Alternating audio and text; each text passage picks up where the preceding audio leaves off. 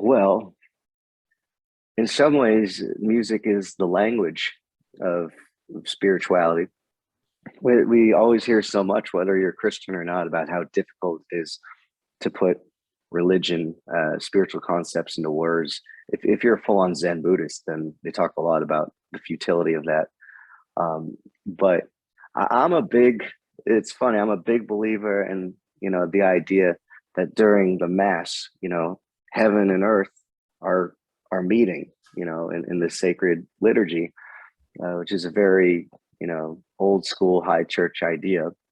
And so you can't have heaven and earth meet without choirs of angels. And I've always loved that idea that when you're singing in church, you're singing with heaven. So it's definitely baked into the cake of the Christian liturgical rite. And you know, I I always wanted to write a mass because I went to Long Meadow High School, and in our choir we would sing a major work every year, and those are usually masses because the great major works, multi-movement pieces, were written for church.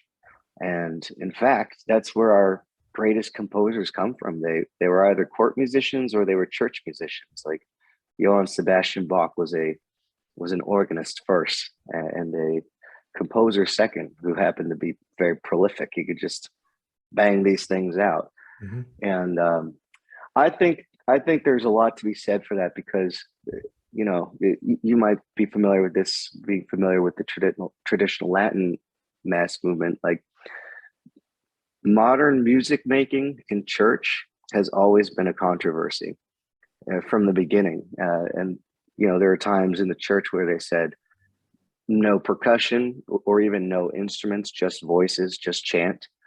Um, but also the Bible, the Psalms are written by King David, who played the lyre, the Hmm. modern equivalent of a guitar, you Hmm. know.